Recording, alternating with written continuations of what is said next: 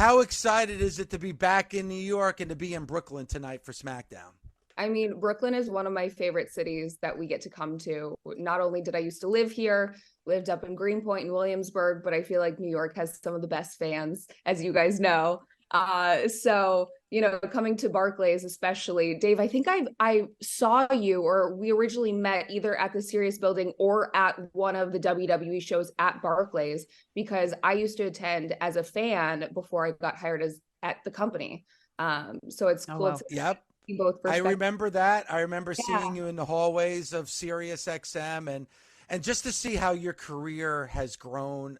It's absolutely amazing. And I know that you are a lifelong fan, so to be in the position that you're in right now, it must be very special for you and a dream come true. Yeah, it was very surreal at first, and now that it's kind of sunk in, you forget that Triple H is your boss, and that X-Pac is kind of like my weird uncle. It's just like, it's such a cool, I think it's the best job in the world, so I'm very grateful. Katie, for those who are kind of like trying to do something similar, I have a couple friends that are, they do things in the independent scene, and like their biggest dream is to become a backstage interviewer for either company. But for you, how was your journey? And like, did you ever thought, like you were saying, that Triple H was going to be your boss and have X-Pac as your uncle now? Pseudo uncle, not real uncle, but Yeah. he gives me advice when needed. But I would say my biggest piece of advice is to just go after it. I only became a fan around 2013, 2014, but I just fell in love with it immediately. And I know that there are so many people who, want to be a part of WWE and figuring out that path. And I think it's just, I know from my personal experience, I went the podcast route and really just got immersed in the world in that way. But I know it was a big hustle that a lot of people didn't really get to see. They just, listened to the 1 hour of podcasting a week, not realizing how much producing went into it. I personally, because I didn't grow up watching it, went back and watched, tons of matches from prior to becoming a fan, just so that I was more knowledgeable about the product as well. Mm-hmm. See, that's very commendable, because I don't think enough people do that when they fall into different types of businesses, but the all-time greats do. I always say this, I worked with Shannon Sharp in the NFL, and when he became a player in the NFL, he thought it was his duty to go back and learn the history of the game and learn the history of the NFL. And talking to you, Cathy, and you could have just said, you know what, my career starts now. All that matters is what's going on right now. But the fact that you went back and watched and learned and knew, because that's where the credibility comes in. Because you know that WWE fans and the WWE universe is going to challenge you. Mm-hmm. And the fact that you went back and you learned and you studied, that is amazing that you were able to do that. Great job by you. Thank you. I mean, that it's one of the most loyal fan bases in the entire world. So you have to know what you're talking about. And I think that's also one of the coolest things about being a WWE fan. I think just how I came in, I think that we should be welcoming more people into the WWE universe. So but I mean, I went back especially and watched all the old Miss Elizabeth stuff, Paulie Dangerously, and now I get a masterclass from Paul Heyman every single week, which is really cool. But there's an endless amount of content, endless amount of matches that you can go back and watch, and it's really cool to see just the changes in the business over the years. Yeah. And you said it, you kind of have to, because fans will call you out if you don't know what you're talking about. Because they're so passionate, and you talk about like getting welcomed in business. I was there when you first came in, and you were amazing and you were so excited and everything. But what I really love and following, because I still follow you and is your social media, and it makes me miss my favorite part, which is the locker room. Yeah. And one of my favorite things of seeing is like the photo shoots you've done and the stuff with the girls in the back and stuff. And I mean, how has that been? Because I feel like they have clearly welcomed you in with open arms, because we're all family, right? Like, we're all on the road the same and all the stuff. But how's that been? And is there anyone saw the picture, and I think Raquel, who else was it? Oh, Rhea. The pictures. Oh yeah. There are always pictures with Rhea. I mean, I think that's one of the coolest parts of the job is you get to travel the world with some of your best friends. Right. And, you know, you get to see a piece of it on social media, which is, you know, a highlight of all of the fun stuff. But there's also so much, as you mentioned, that bonding happens in the locker room. The past weeks, my dog has been there as well. So it's just been fun to see Rhea on the ground playing with my dog, and he barked for the first time, which Rhea makes people do that. But yeah, coming back, I've always just loved sharing parts of my life on social media. So to have that also be part of the job is a very organic thing to happen. Is that came up from you? Is that idea that you're like, hey, I have this idea, I would like to like start doing this TikToks with everyone? Is that cool? Or it was just like you said, organic, you did one and it was a hit? How did it happen? I was usually going to everyone and telling them that they needed to be on TikTok when I came back. And obviously there are so many people who have such a good TikTok social media game. Nia Jax is up there. Obviously Rhea skyrocketed when she joined the platform, but just telling people that it's kind of fun to do. And we're seeing more and more superstars get on there and just have fun with it. Yeah, I got to start ramping up my TikTok game. You should do some get ready with me, Dave. It's been something I've been very lax about, Cathy. But you know what? We talk a lot about social media on this show and kind of like the negativity that comes with social media. With you, it's kind of the opposite. You kind of rise above it. You do your own thing. You make it entertaining. Like, that's kind of difficult to do because I know for myself, Cathy, and we talk about it all the time.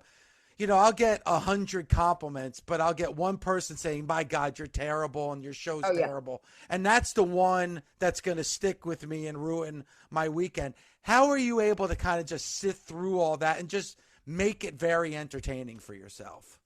When I first started, even prior to being in WWE, when I just had the podcast that discussed wrestling at AfterBuzz, was when I started getting some negativity as well. And I think, at first it really got to me, and it was something that, if someone called me dumb for having an opinion that was different than theirs, it was a really tough pill for me to swallow. Or if someone's attacking your looks, or, there's so many things that you can read online about yourself, some being true, some not.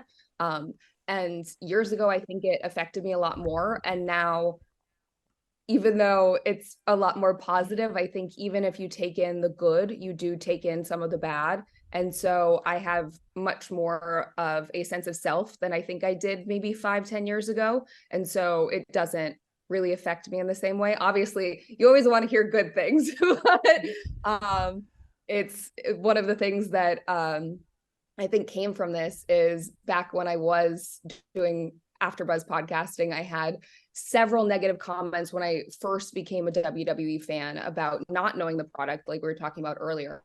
And I ended up getting called dumb. And so to prove them wrong, I ended up taking the test to get into Mensa, which is the high IQ society, and getting it. So I like to prove the haters. Yeah, you're like, I am not dumb. I'm certifiably a genius. Yeah. Good for you, Cathy. Yeah. Well, also, David, there's the block button and the filters. You can filter in words and all of that stuff. Sorry, Thunder. I didn't mean to cut you off. No. It was something completely unrelated to I love the block button. The IQ and blocking and muting people. I was going to say muting people is the best because then they don't get the satisfaction of knowing that they hurt you. Yeah. That's true. If you mute them. True. I want them to know that I didn't even put it over. I didn't put it over. I just blocked you. Proud about that. Like Mickie James blocked me. That's so cool. You're welcome. And you guys just mentioned the block. I know the block. I know the mute. The one thing, and at 52, I really got to learn this. I got to learn how to use that filter on the phone, because when you're 52 like me and you're starting to look a little rough, like I am. I think I got to start you. Oh, I think those Thunder, type I of got to start filters. using I was that talking about- filter. Yes. Yeah, Yeah, I David. got to use that Put a little filter makeup thing on. going. Yeah. Kathy, I have to ask you because obviously, my husband just started and is the new SmackDown GM. Yeah. How has that been? Because he's so excited, and I hope you guys are friends, and I hope he's doing a great Yes. job. But how has that been? He runs a tight ship, but Nick and I have become friends. I know that there are certain superstars who think he's maybe a little bit demanding of them, but I think that it's a good thing for the SmackDown brand. I'm curious to talk to you about your fashion sense. It's completely different from, professional wrestling, but every week you bring something really awesome. And I know a lot of the girls in the back, they're like also very fashionable. Is there anything that you specifically like target, or like you're more interested, or you just go with the trends? I feel like I go with a lot of the trends, but being on social media so much, trying to find fun things to do or inspiration, I'm also looking at outfits on there. And that's part of why I've started sharing more of that, is just because I like it, Mm-hmm. It's fun. I actually had an internship way back in the day in Manhattan in the fashion industry. So yeah, but wow. that was more gowns. So I don't know. Other than Hall of Fame, I don't know how many gowns I'm gonna be rocking. Yeah. Unless I go the Miss Elizabeth route. Yeah, that's And true. all the gowns. Yeah, all the All gowns. the gowns. All of them. True story. I still have in this closet all of my, I can't get rid of gowns. I don't know what to do. I have them all, but the problem is you can only wear them once, much like TV. So it's like, it's really hard to keep up with fashion. Sometimes there's like pieces I'm sure the men are loving this conversation. Some are. No, but the men pay attention to that stuff, Yeah. Mickie. Like they'll be like, you were wearing that thing like 2 weeks ago. Totally. I mean, if you can like compliment it with different pieces, like a different jacket or whatever, but it's hard, especially in your position, because you have to wear something that's going to complement the screen, not be too crazy busy, right? So it doesn't like lose itself, compliment whoever you're interviewing or anything like that. Or also that you haven't worn on television before, or worn similar that could be mistaken for the same thing that you wore on TV. So it's hard. I've been pretty good about recycling outfits and just making them look a little bit different. So but yeah, you do want to show up looking your best every single week. I think that's part of it. Yeah. Listen, we go through it too. I never want to wear the same T-shirt twice. I was just about to say that, David. So I really got to go through my closet. Where's your Cathy Kelly T-shirt, Dave? Right. I have to. I have to order it. I have to get myself a Cathy Kelly. Get on it. You have a shirt on WWE merch? Not on WWE merch. I had an old one. Yes. All right. All right, we gotta get this You know what, Kathy? By the time this show is over today, I will find it and I will buy it and I will wear it next week. I promise. I promise. I'm sorry that I don't have one, but he's gonna do his first TikTok in it. I am deeply offended, Dave. I'm so sorry. First of all, I have to figure out how to download the TikTok app first, Mickie, oh my God. before I could actually do a TikTok video. You'll love all the filters.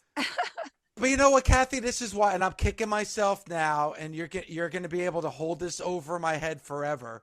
You actually said, I can't wait to come in studio to see you, Dave. You could have actually showed me we could have done a TikTok video together today if I would have I am so bad. I am so bad. Really dropped the ball, David. In 30 seconds or less. Mm-hmm.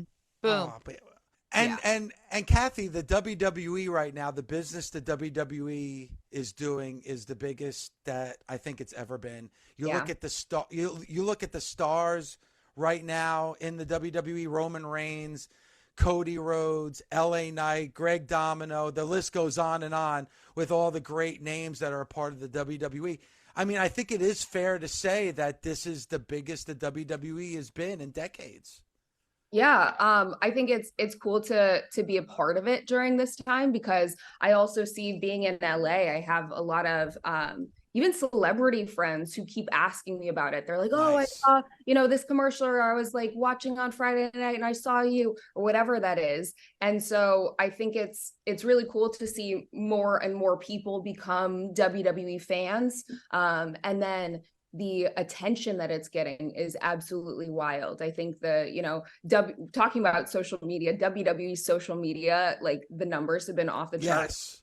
And that's, partially due to all of these incredible returns and superstars. But I think there are a lot of people who have been in it for so long who are finally having their comeuppance and their time to shine. And whatever is happening right now is working. So it's cool to get a front row seat to it. Cathy, it's always great having you on. You're awesome. I'm so happy for all your success. You're such a pro, and appreciate you taking the time out. I know it's a busy day for you, taking the time out and being a part of our show this morning. Are you a little bit nervous or less nervous for your next reads? Well, when you're gone, I'm fine. I mean, it's just that you're a professional journalist. You're a host. You're a backstage. You wear many, many hats. Yeah. And you're also like a social media influencer. Like you are. Yes. Like I look up to you, and I'm like 30 years older than you. And I look up to you. I'd love to replay this over and over again. You're like a mentor to me, Cathy. So she's gonna make a TikTok out of this. Just so you know. Yeah. How long does a TikTok need to be? How long is a TikTok It video? can be as short as 3 seconds long, Dave. It's as long as your attention span. So. Solid Okay. 5, maybe. Okay. Cathy, thank you so much. Good luck tonight on SmackDown. Thank you so much. And Bully, I know that you mentioned this last week on Busted Open After Dark, that you're really digging this tournament right now, and you're digging the matches, especially what we had last Wednesday, how good these matches were. And I love it because of what Mark just said. It's a tournament. It's a point system. I like you could go to AEW's website. They have like the 2 divisions, the Gold League and the Blue League. It gives you the results. It gives you the points. It tells you, where everybody is.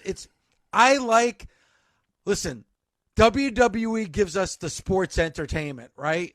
AEW needs to be the alternative of that. AEW needs to be the sport heavy aspect of pro wrestling. And I feel like this tournament gives you that. And Bully and Mark, I'm a big fan of the sport aspect of pro wrestling. I really think AEW has done a great job with this tournament, Bully, because I remember Impact had that tournament about 10 years ago. The Bound for Glory series. And when they first did it, they did it great. And then later on, they did it and they cheated a little bit. They had matches that nobody saw, and they kind of and that's where you lose me. If you put credibility on it, it's going to go a long way. And I think AEW is doing that for what you said, Mark, because you're getting shocks. You're getting just like the Sweet 16, right? Just like in the NCAA tournament. You make up those brackets, you're going to get shocks. You're going to get surprises. Bully, you're getting that here right now. If you're paying attention, I think you would really buy in to the Continental Classic tournament. Couple of things. As I said last Wednesday on Busted Open After Dark, going into last Wednesday, I was very much like, I hate tournaments. I'm not a fan of the G1. I don't want to sit through all the matches. I'm the fan of the final match of the G1, but going through all this and the points and this, it's just not my cup of tea. But I really enjoyed all the wrestling on Dynamite last week. Mox and Lethal gave us a certain kind of match. Okay? Yeah. Jay White and who was Jay White against in the Swerve end? Strickland. Swerve. They gave us a great, gave us a match. Right Brody in the middle. King and Claudio. But Fudge, man. Roosh and last week, who was Roosh up against? I forgot on Dynamite. Roosh and somebody else gave us a really hard-hitting match. And I came away from Dynamite last night going, wow, I did like that episode because I liked the wrestling matches. And I gave Tony credit.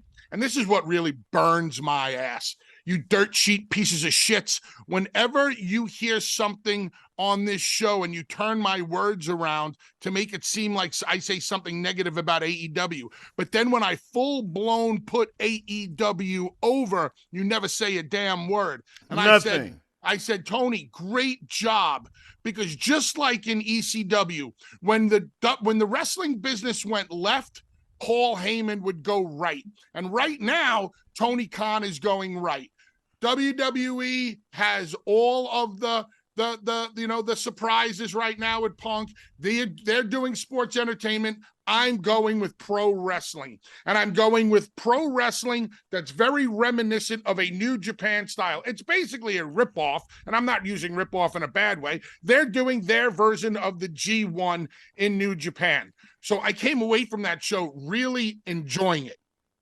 And Dynamite did 845,000 viewers. That was the rating. And I looked at that rating as a positive for Dynamite, because I'm saying to myself, how many AEW fans are going to stick around just for the pro wrestling? And they did, because right now I think AEW's number is 850 on any given weekend. That's the average. Sometimes they'll go low 8, sometimes they'll go high 8. They're at about 850 right now. They're playing to their audience. And I think at this time, where WWE has all of the attention on them, what AEW needs to do is stay their course. Keep their fan base happy. Stay the course. Listen, we're coming up on the Rumble. We're going to be coming up on Mania, and there's nothing AEW or any other wrestling company on the planet can really do to stand in the way of WWE come Rumble season, especially come Mania season. So AEW, stay the course, entertain your fans, give them what they want, and hopefully along the way, you get some new eyes. But as soon as Mania is over, that's when I think that AEW really needs to hit the gas on trying to get some more people interested in the product. I agree with Bully, you. you mentioned Go ahead, Bully. Rouge and Briscoe. Yes, Rouge and Briscoe. And there were like 3 times watching that match where I went, oh, shit. Like, I'm talking about grown man stuff. Mark, Like, I don't really think good. You wouldn't have liked working with Rouge, Mark. No, Rouge is intense. That Like, he's so fast. he brings everything. All the time. Mick Foley like. You work Mick? Yes. Mick never stopped. I mean, he would beat the hell out of you and keep coming, and you bump him, and he's pulling up the ropes. I can't. I'm like, shit. He's always staying Give alive. me a breath. Yeah. Always kept himself alive. Like, man. And But one go of ahead, Dave, one of the things about the tournament also, Dave, is I believe it's going to put pressure on the referees to do their job better also, because there are rules that, with the count outs and the disqualification, all the points that come into play. So I don't think the refs are going to be allowed to be as lenient